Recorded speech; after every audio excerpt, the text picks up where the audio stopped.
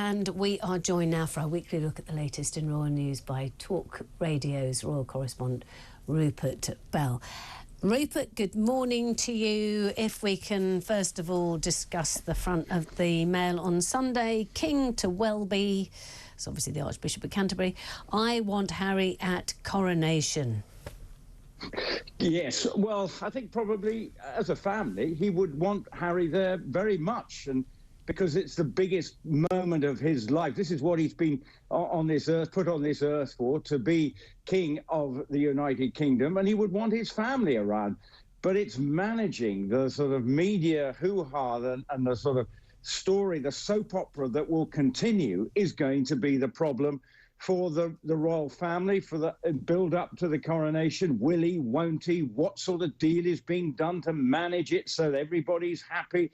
Are the brothers going to talk to each other? I mean, it is a right old soap opera, and it's not getting any less interesting, I think, from a sort of soap opera point of view. But I feel for the king, because clearly he'd want all his family around and he wants it to be a happy occasion. But clearly the undercurrent of the feeling between William and Harry, it's just going to be something that has to be resolved before that first weekend in May. Well, not just William and Harry, but Meghan and Kate. I love how we all speak about them like they're all, you know, mates. Yeah, Meghan and Kate, Wills and Harry. Or what are they called again? Willie and Harold? Yes, we do tend to.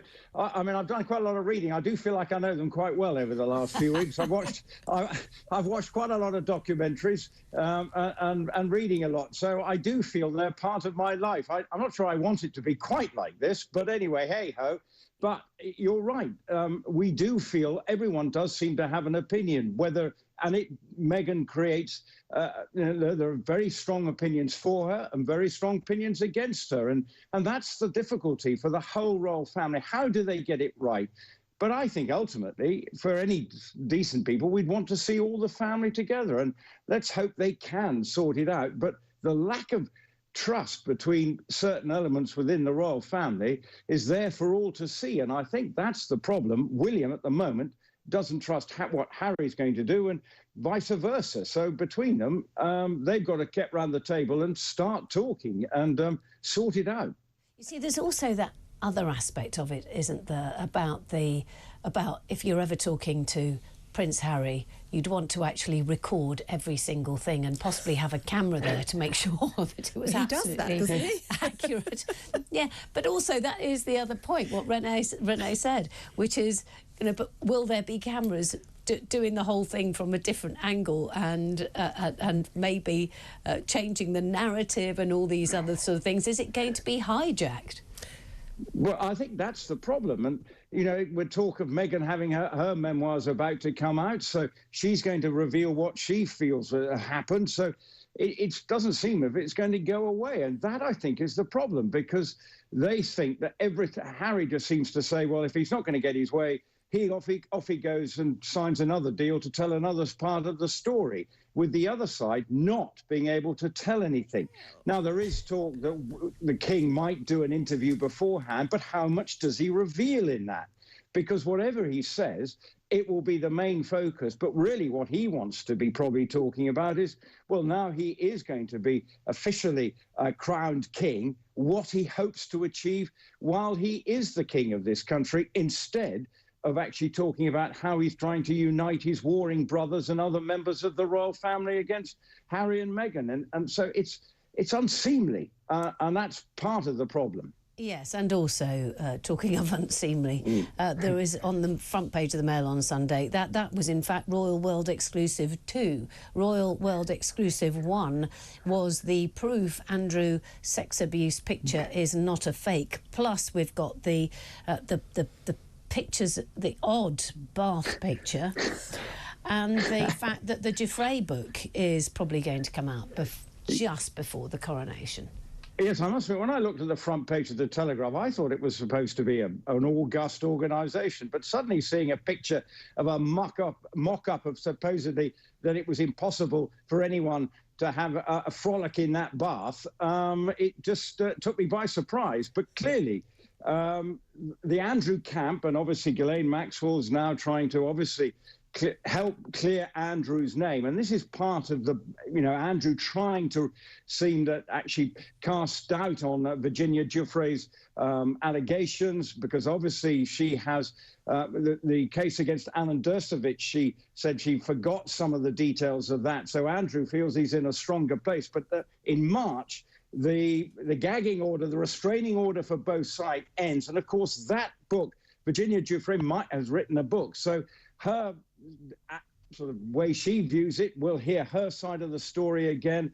But Andrew's trying to, obviously, Prince Andrew, that is trying to get onto the front foot and trying to see a way, because at the moment, he's just locked away in Windsor. Occasionally we see a smiling picture of him driving. The only things we see him do it, drive, presumably he's driving to the stables to ride his horse, because that's all he seems to be doing at the moment while he's trying to clear his name. So, look, he's got himself into this position.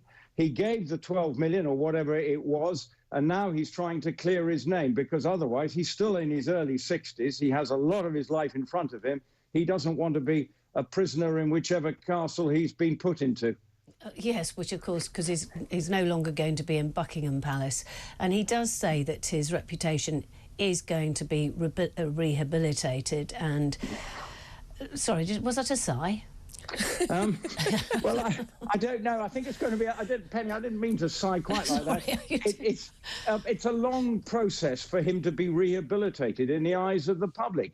But he has created this himself, because his self-importance has got himself into this position, and believing that he could ride it out and that he was better than anybody else. But actually, it's going to be a long road back for him. And yes, he is innocent until proven guilty.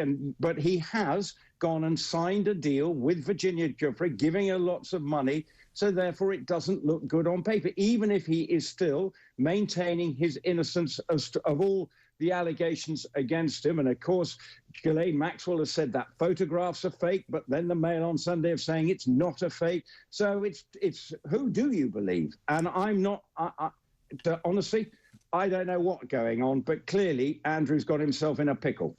Actually, I don't know whether I can can anybody get a close-up of that cartoon, which is on the front page of the Sunday Times? I don't know whether we can.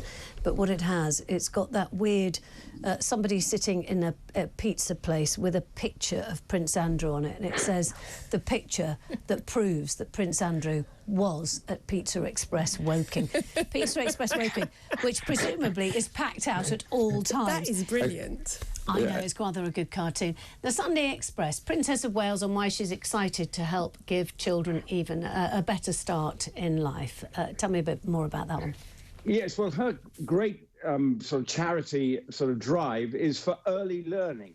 And she's passionate about trying to help families with small children, because she believes, and I think a lot of people do, believe that the importance of those early stages of a child's life, that the preschool eras can help define you and set you up. And that's where she is putting and channeling her energies, and is really going all guns blazing to try and make it a real cause célèbre for her, to make sure people are given every chance across the board, not just the wealthy. And I think that's what she's trying to impact. So that's where she very much is putting her focus of her sort of charity energies. And that's why it's all part of the sort of PR sort of undercurrent that that clearly she's being shown to be doing great work. And then there's Meghan. I mean, it is all just an undercurrent of who's slightly doing better than one another. And really, you try and cut that out of it, but you know what's at play. The various PR teams are trying to paint themselves as better than the other side. You know, I'm just going to come in here, Rupert, and be positive for a change on it. And I actually think that Kate does believe passionately in children's education.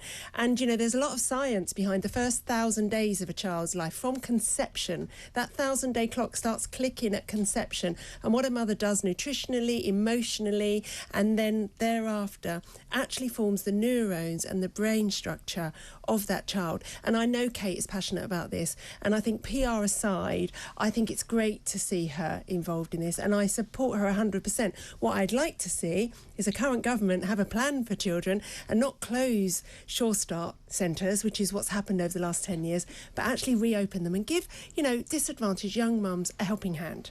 Yeah.